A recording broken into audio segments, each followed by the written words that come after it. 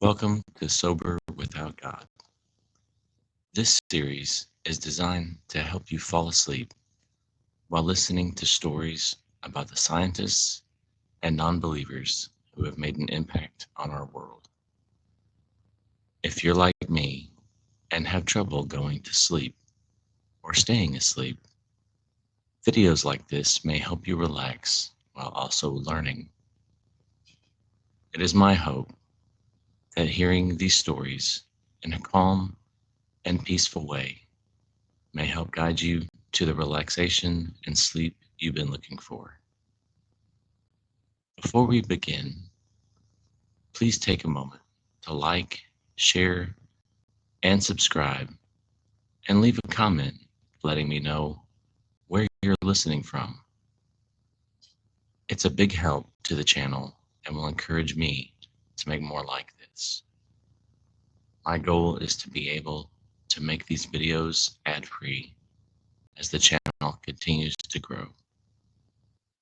These videos are here to pay homage to some of the greatest thinkers of our time while helping you relax and meditate or fall asleep too. So now, let's settle in to a comfortable position and get ready for some peaceful rest.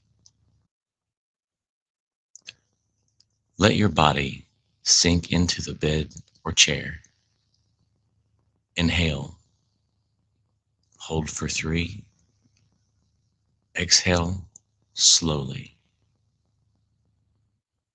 This is your time to rest, to drift, to let go of the day. Tonight, we journey through the life, work, and cosmic perspective of Neil deGrasse Tyson, a boy from the Bronx who became one of the most recognized voices in science. Close your eyes if you're ready. Imagine the night sky above you, vast, endless. And in that sea of stars, the story of a man who dedicated his life to sharing their wonder. Inhale, hold, and exhale. Let's begin. Neil deGrasse Tyson was born on October 5th, 1958, in New York City. He grew up in the Bronx on East 180th Street, where the city lights muted the stars. But even there, his imagination stretched beyond the horizon. His father, Cyril deGrasse Tyson, was a sociologist devoted to human rights. His mother, Sunchita Maria Tyson, was a gerontologist dedicated to dignity in aging.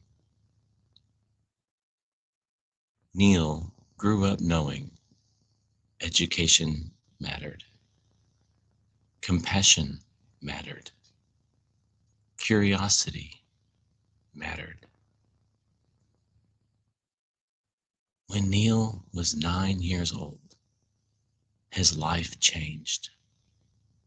His class visited the Hayden Planetarium in Manhattan.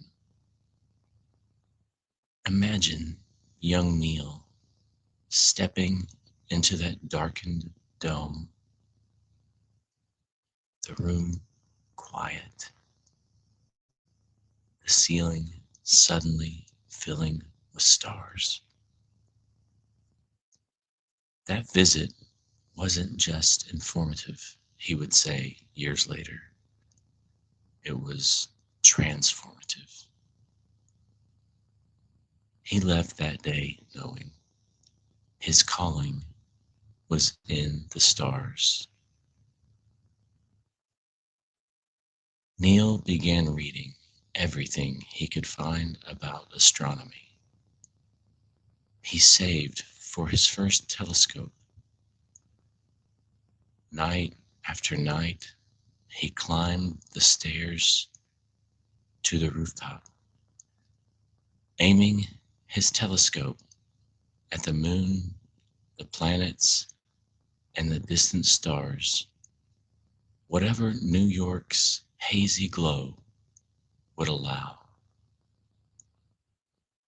In these moments, he wasn't just looking up, he was looking inward into his own sense of purpose.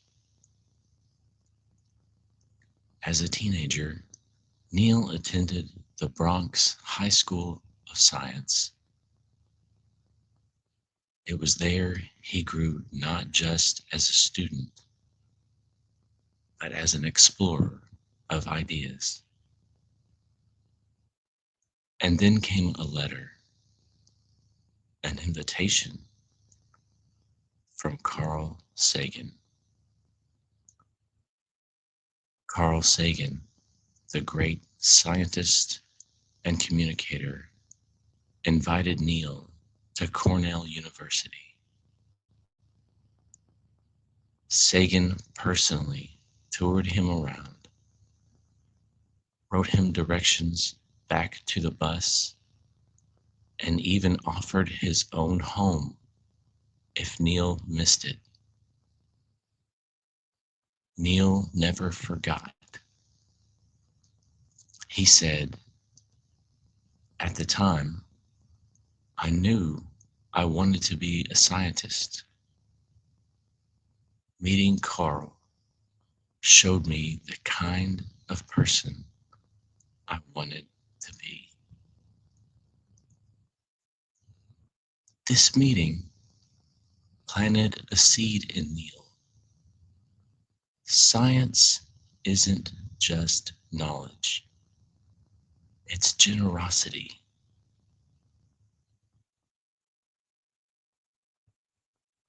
Take a moment to inhale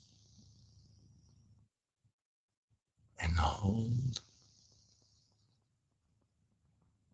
Now exhale. By 1976, Neil had graduated high school, ready for his next chapter.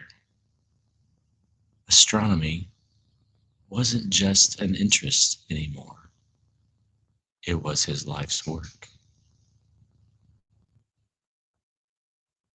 In 1976, Neil began his studies at Harvard University.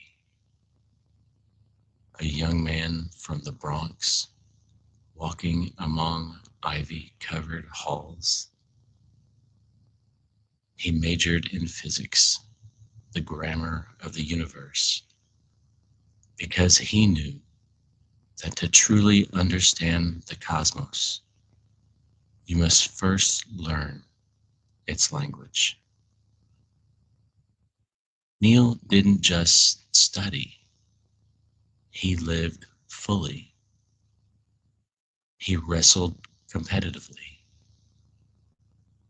He danced, ballet, and jazz, finding grace in motion.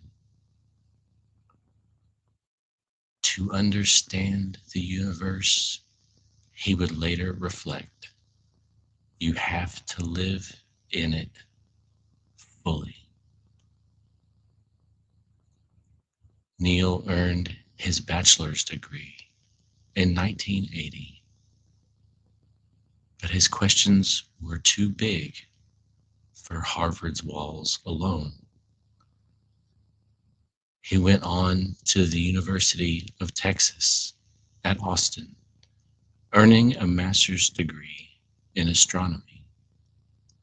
There he began focusing on the life cycles of stars,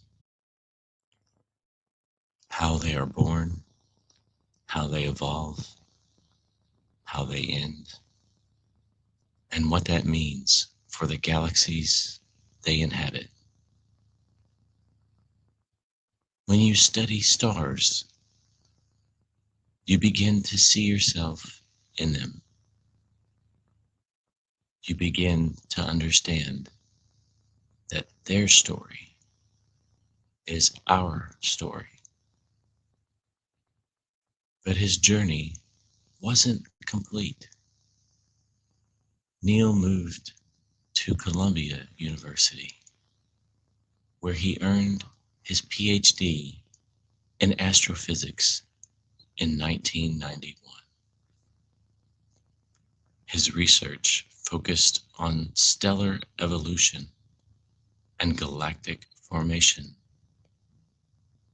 on how stars live and die, and how their lives shape the very structure of the cosmos.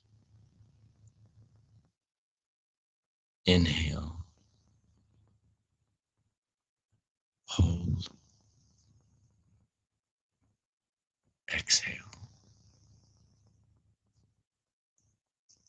Neil often spoke of his mentors, professors who modeled curiosity, humility, and the bravery to ask better questions. These years taught him that science isn't just about answers, it's about the courage to live inside the questions. In 1991, with his doctorate in hand, Neil had done more than master the sciences. He had prepared himself to share them with the world.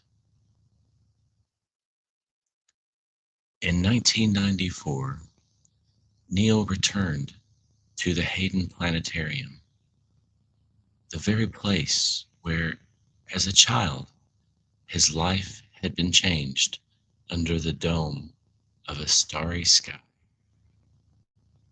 By 1996, he became its director. Imagine that. The boy who once gazed in awe beneath its ceiling of simulated stars was now leading it. He said, I wanted to recreate for others what that first visit did for me. Under Neil's direction, the planetarium underwent a massive transformation. It became the Rose Center for Earth and Space, a state-of-the-art facility where science felt alive, interactive, and deeply human.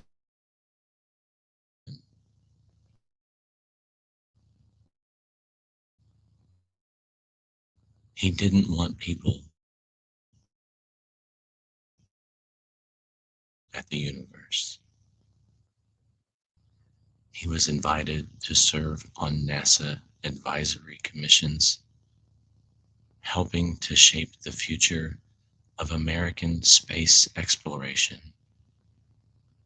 He advised presidents from George W. Bush to Barack Obama on the role of science in education and innovation. But Neil's greatest gift wasn't just his research, it was his voice. He became a public intellectual, bridging the gap between the ivory tower of academia and the living rooms of everyday people. We are stardust, he reminded us. When I look up, I don't feel small, I feel big because the universe is in me too. Inhale, hold, exhale. Neil saw his role as more than that of a scientist. He was a translator of the stars, bringing the infinite within reach.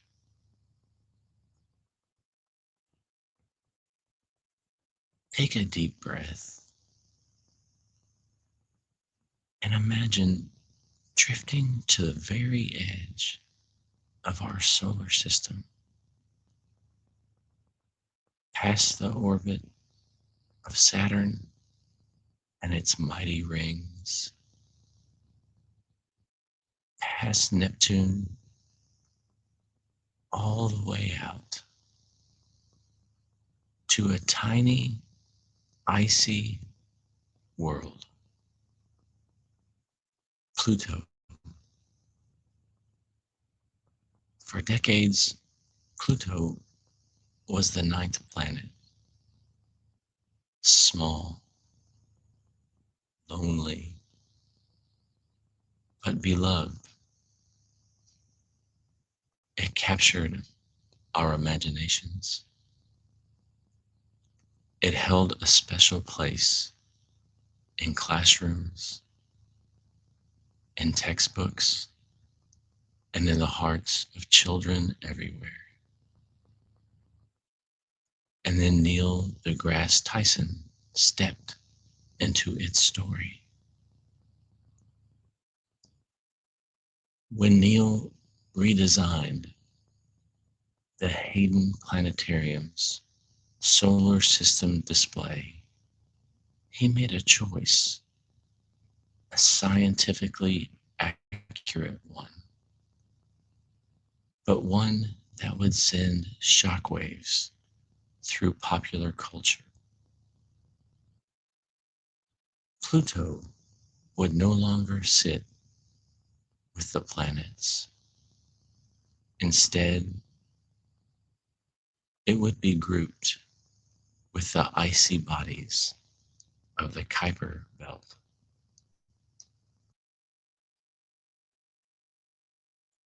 To Neil, it was an act of honesty, a simple matter of classifying the solar system accurately. Pluto's orbit was irregular, its size tiny. It shared its neighborhood with many similar icy objects. By emerging scientific definitions, it just didn't fit the mold of a full-fledged planet. But to the public, it felt like betrayal. The backlash was fierce. Neil became the man who killed Pluto. Newspapers said it. Talk shows joked about it. And the letters began arriving, dozens of them. Dear Dr. Tyson, one child scrawled in pencil, you are a big meanie. Another wrote, I loved Pluto. Why did you take it away? Neil kept those letters. To him, they weren't angry rants. They were proof of something beautiful. People cared. Pluto wasn't just an object in space. It was part of our collective story. In 2006, the International Astronomical Union made it official. Pluto was reclassified as a dwarf planet. Neil didn't gloat. He didn't say, "I told you so." Instead, he used the moment to teach. It wasn't about Pluto, he later reflected. It was about our attachment to what we learned as children. We want the universe to stay the way we first met it.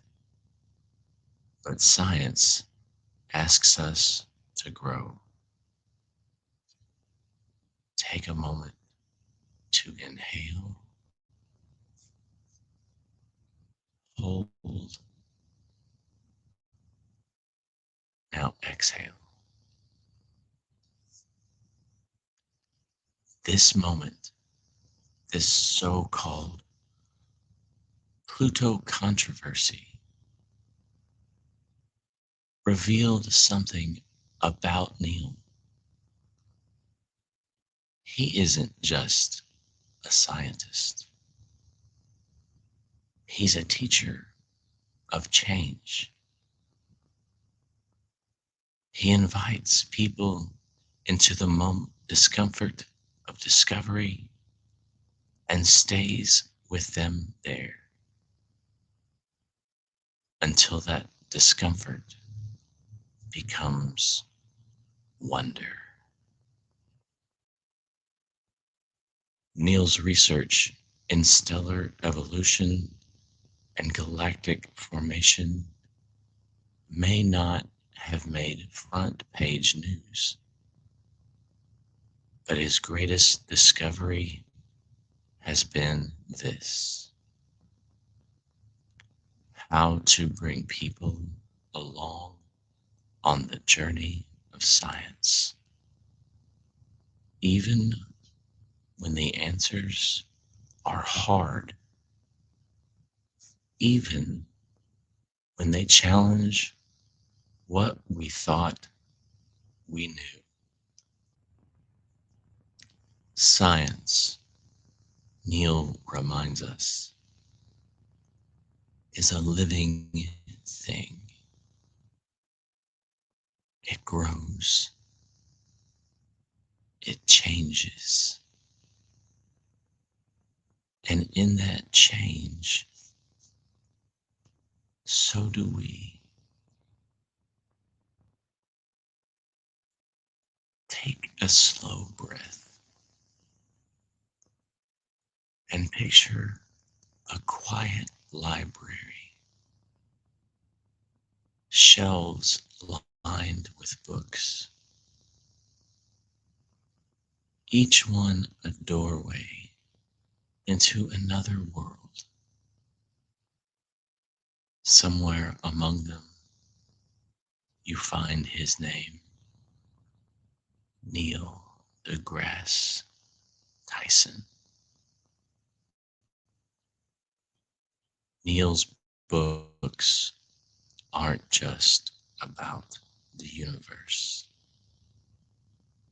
They're about you in the universe.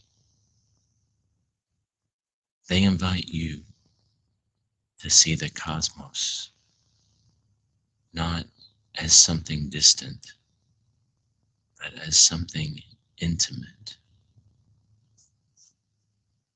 Let's explore them. His book from 2007, Death by Black Hole.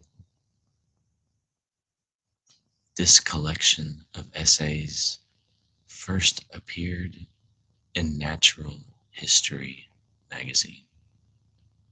It dives into black holes, the origins of the universe, and and the strange, sometimes terrifying physics of space. But Neil doesn't frighten, he delights.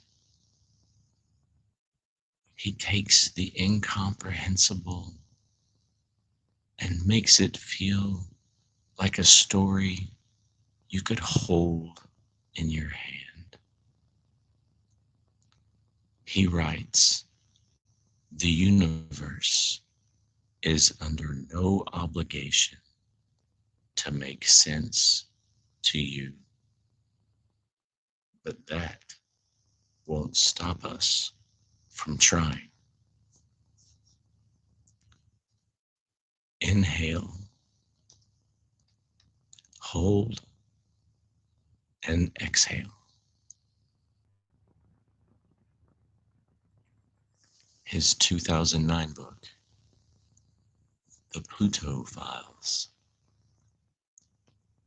This book chronicles the rise and fall of America's favorite planet.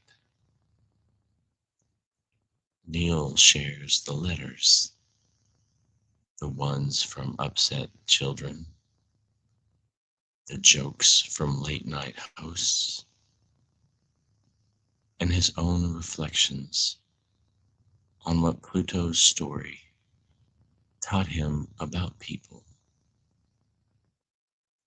It's not just a book about a planet.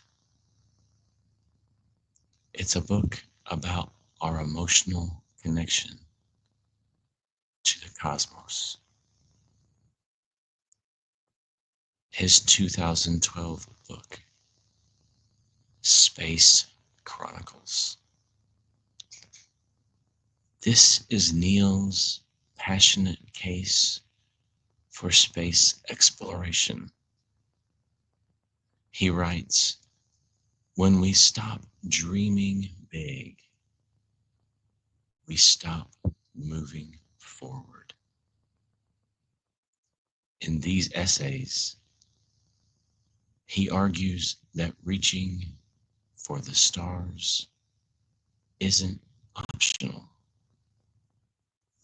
It's who we are.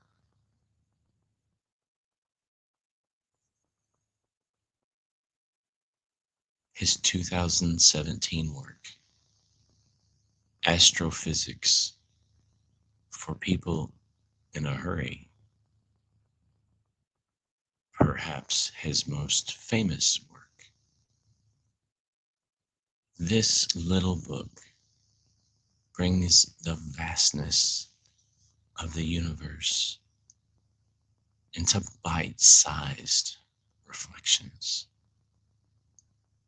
Neil said he imagined people reading it on the subway,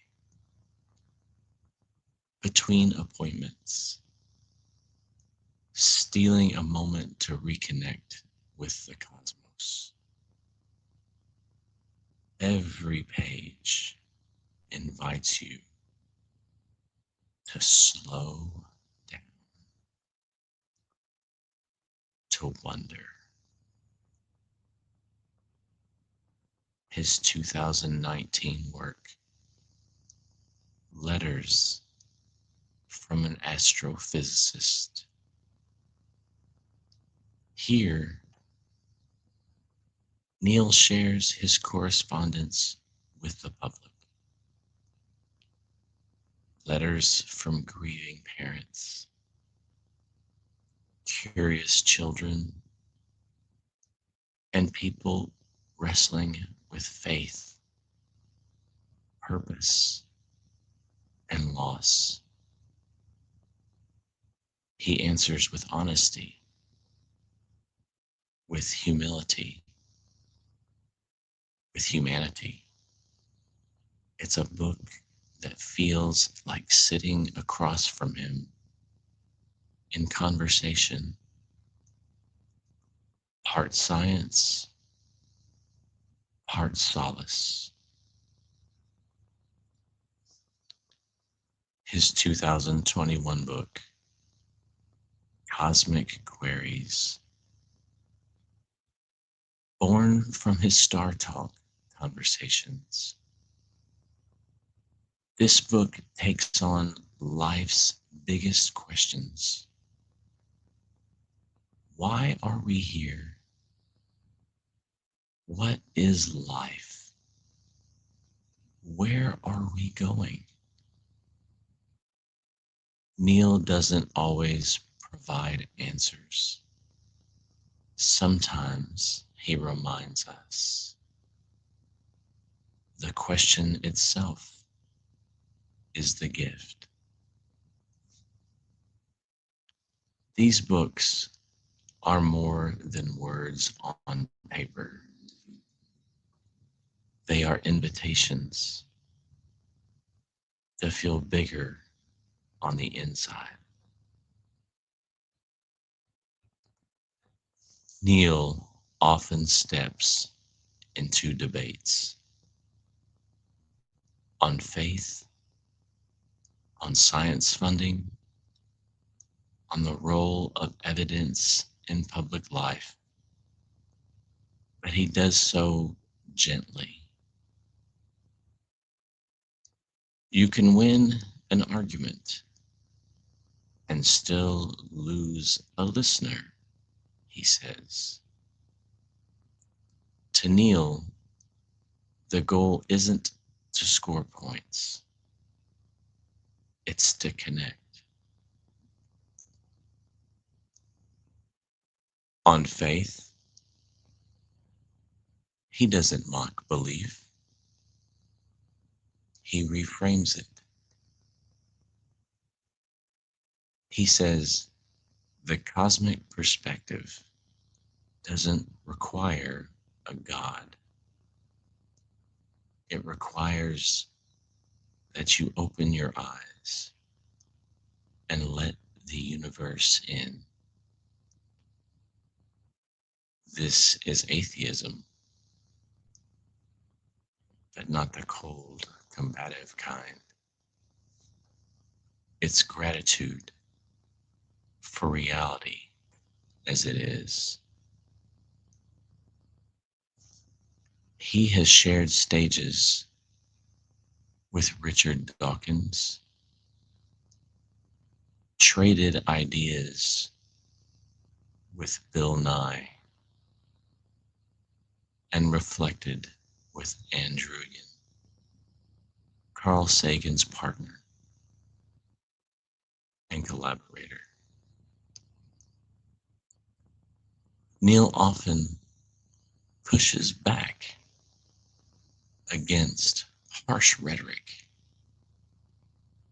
He knows that for science to reach people, it must meet them where they are.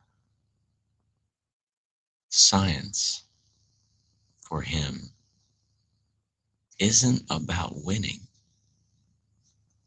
It's about inviting. Inhale and hold. Now exhale. This is where Neil shines, not just as a scientist, but as a bridge between knowledge and meaning, between the known and the unknown. In 2009, Neil launched StarTalk. It wasn't just another science show. It was part talk show, part comedy, part cosmic salon. Scientists sat next to comedians. Actors debated astronauts. Everyone laughed. Everyone learned. When you're laughing, Neil says, you're listening.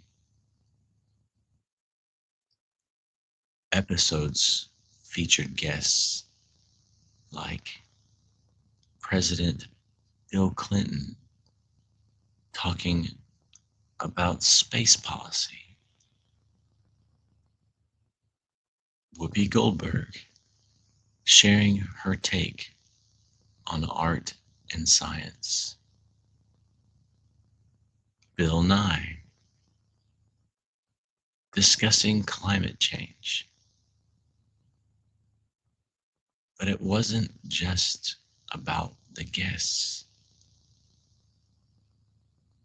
It was about the way the show made science feel alive.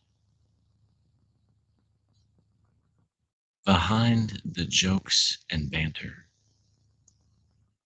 StarTalk created something powerful. A community, a space where curiosity was celebrated and no question was too big or too small. Science is everywhere, Neil said. And if you can laugh with it, you can live with it. StarTalk wasn't just about the universe. It was about our place in it. It showed that science isn't distant. It's woven into culture. It's woven into humor, into the way we connect with one another.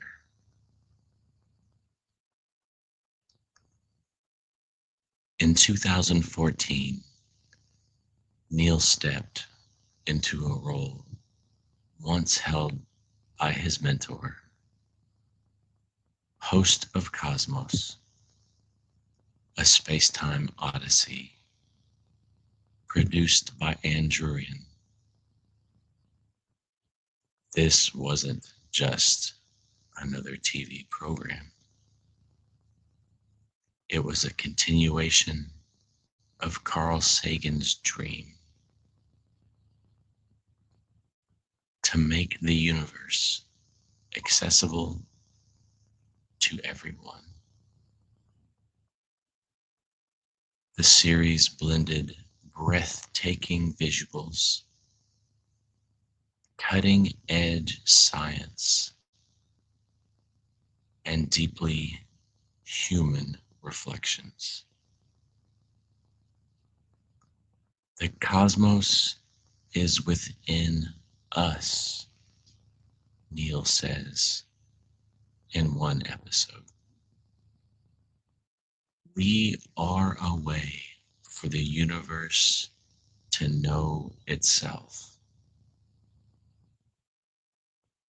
Cosmos reached millions. It aired in over 180 countries. It inspired children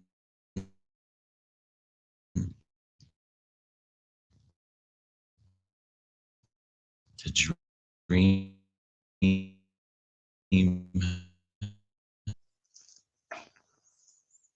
Neil once said that hosting Cosmos was his greatest honor. Carl opened the door for me, he reflected, and I've spent my entire life trying to hold that door open. for others.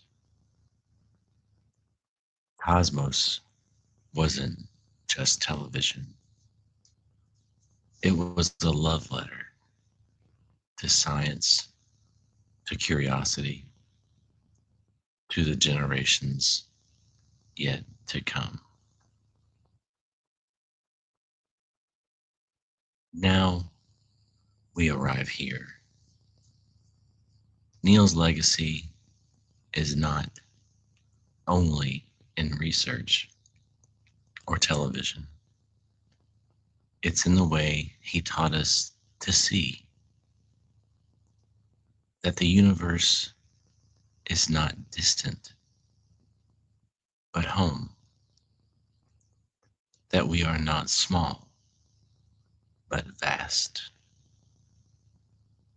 that we are made of the very same atoms that once burned in the hearts of stars. Let's take some time to reflect on these quotes from Neil deGrasse Tyson. For me, I am driven by two main philosophies. Know more today about the world than I knew yesterday, and lessen the suffering of others. You'd be surprised how far that gets you. The good thing about science is that it's true, whether or not you believe in it. Recognize that the very molecules that make up your body, the atoms that construct the molecules, are traceable to the crucibles that were once the centers of high mass stars that exploded their chemically rich guts into the galaxy, enriching pristine gas clouds with the chemistry of life, so that we are all connected to each other biologically, to the earth chemically, and to the rest of the universe atomically. That's kind of cool. That makes me smile. And I actually feel quite large at the end of that. It's not that we are better than the universe. We are part of the universe. We are in the universe, and the universe is in us. The problem, often not discovered until late in life, is that when you look for things in life like love, meaning, motivation, it implies they are sitting behind a tree or under a rock. The most successful people in life recognize that in life they create their own love. They manufacture their own meaning. They generate their own motivation.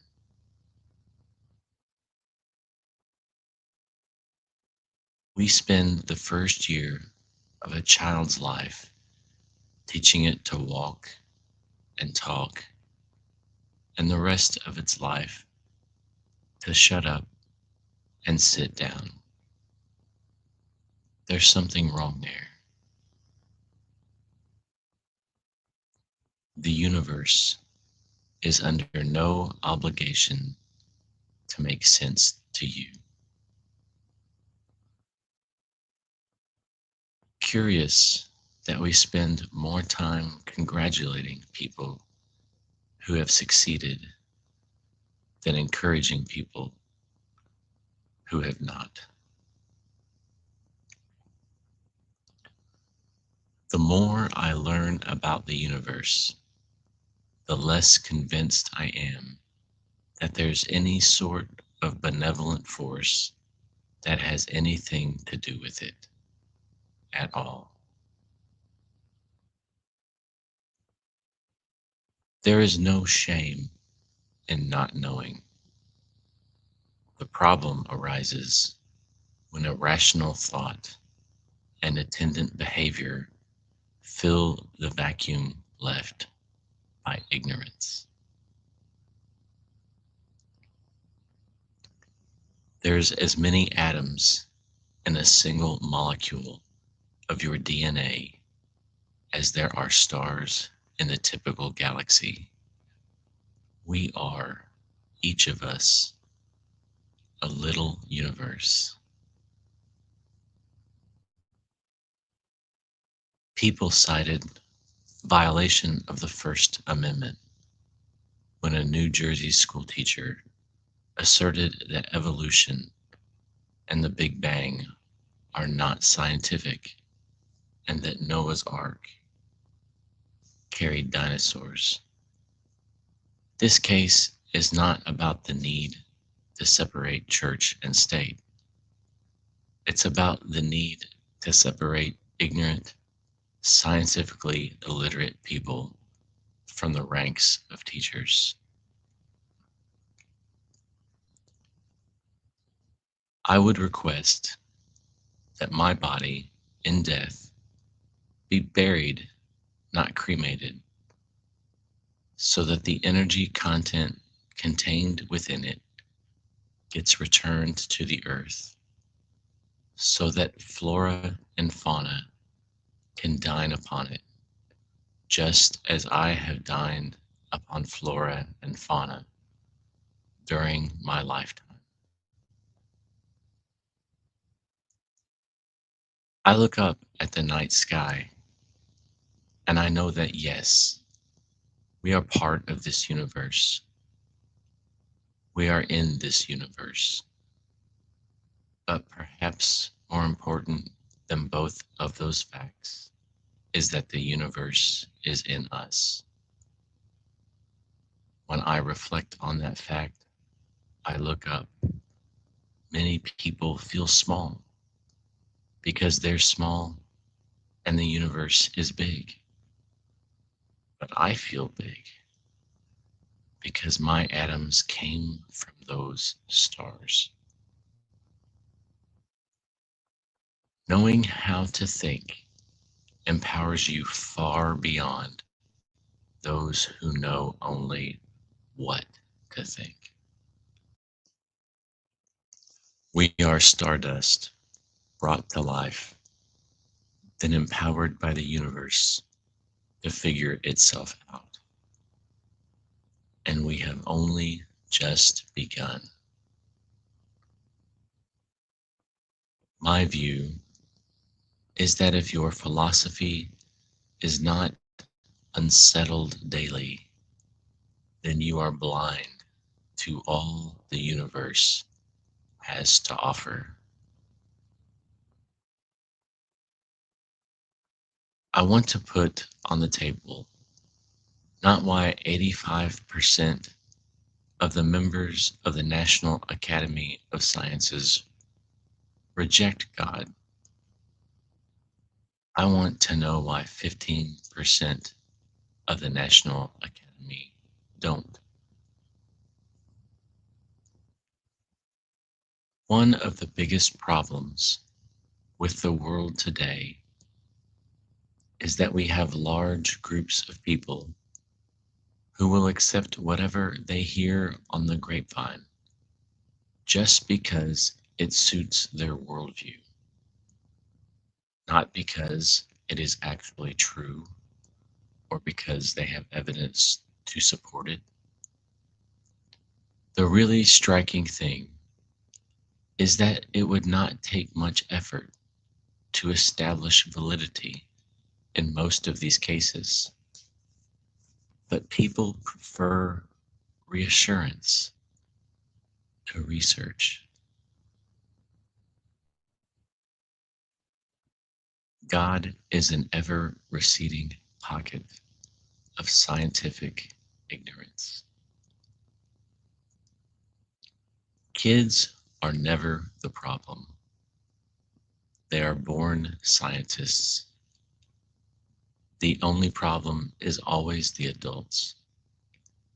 They beat the curiosity out of kids. They outnumber kids. They vote. They wield resources. That's why my public focus is primarily adults. I am convinced that the act of thinking logically cannot possibly be natural to the human mind. If it were, then mathematics would be everybody's easiest course at school, and our species would not have taken several millennia to figure out the scientific method. After all, what is nobler, what nobler thought can one cherish than that the universe lives within us all? Whether or not you can never become great at something, you can always become better at it. Don't ever forget that. And don't say, I'll never be good. You can become better. And one day you'll wake up and you'll find out how good you actually became.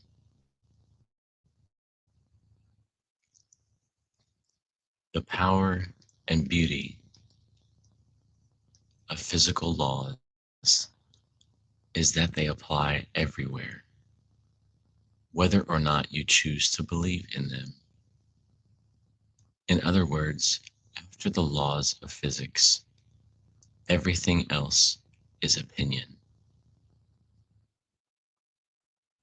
When scientifically investigating the natural world, the only thing worse than a blind believer is a seeing denier. Ignorance is a virus. Once it starts spreading, it can only be cured by reason. For the sake of humanity, we must be that cure. I would teach how science works as much as I would teach what science knows. I would assert, given that essentially everyone will learn to read, that science literacy is the most important kind of literacy they can take into the 21st century. I would undervalue grades based on knowing things and find ways to reward curiosity. In the end, it's the people who are curious who change the world. When asked about which scientist he'd like to meet, Neil deGrasse Tyson said, Isaac Newton, no question about it. The smartest person ever to walk the face of this earth. The man was connected to the universe in spooky ways. He discovered the laws of motion, the laws of gravity, the laws of optics. Then he turned 26. Where ignorance lurks, so too do the frontiers of discovery and imagination. People who believe they are ignorant of nothing have neither looked for nor stumbled upon the boundary between what is known and unknown in the universe. When students cheat on exams, it's because our school system values grades more than students value learning. Dinosaurs are extinct today because they lacked opposable thumbs and the brain power to build a space program.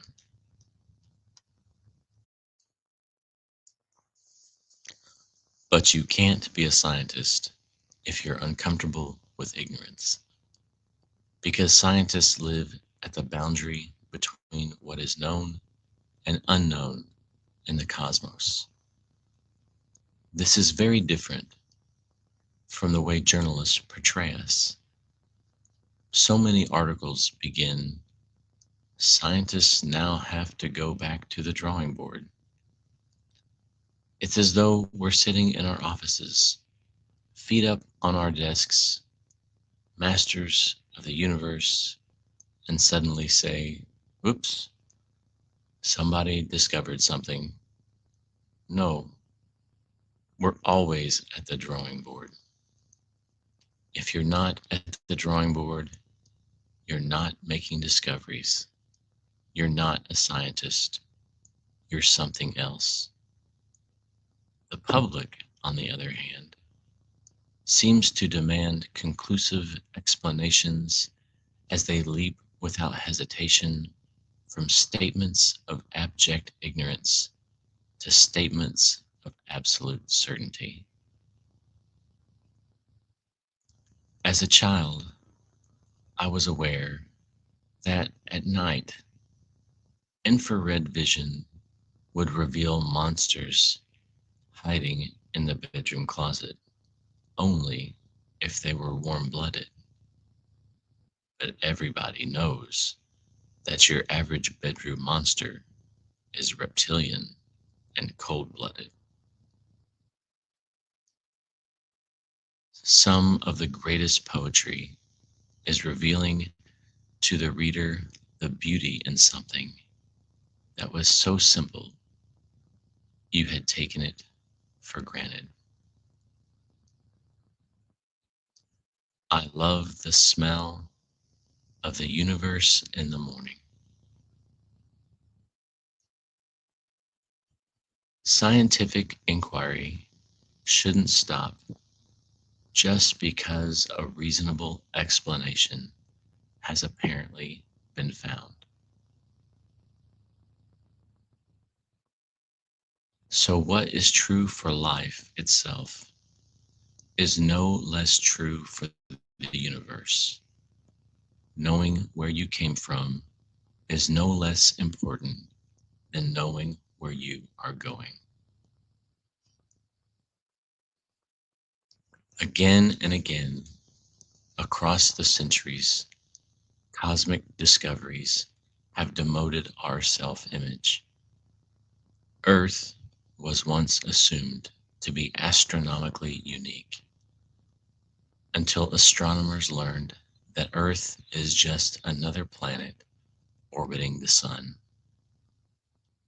Then we presumed the sun was unique until we learned that the countless stars of the night sky are suns themselves.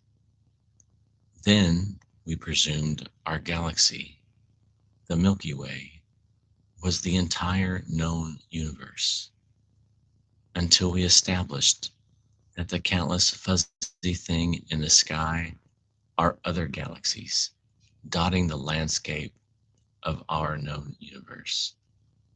Today, how easy it is to presume that one universe is all there is.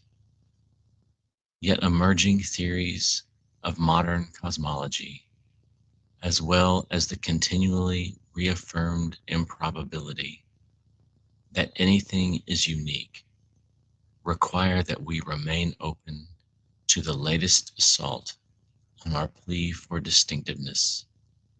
Multiple universes, otherwise known as the multiverse, in which ours is just one of countless bubbles bursting forth from the fabric of the cosmos. Every living thing is a masterpiece, written by nature and edited by evolution.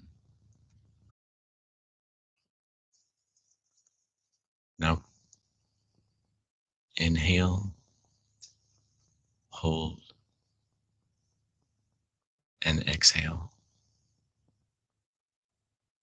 Imagine yourself lying on a quiet field. Above you, 1,000 stars, each one glowing.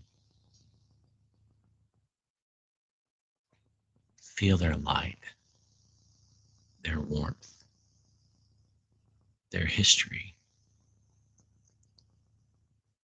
You are not separate from them. You are their child. Drift upward, floating, weightless. The earth shrinks below, a pale blue dot, cradling every memory you've ever known. You are safe. You are part of everything, and everything is part of you. Inhale,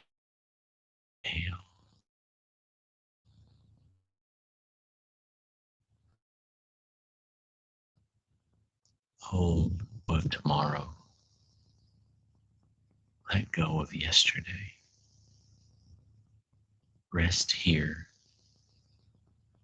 in this vast, beautiful now. The stars will keep their watch. The universe will hold you. Good night, and may your dreams be full of wonder.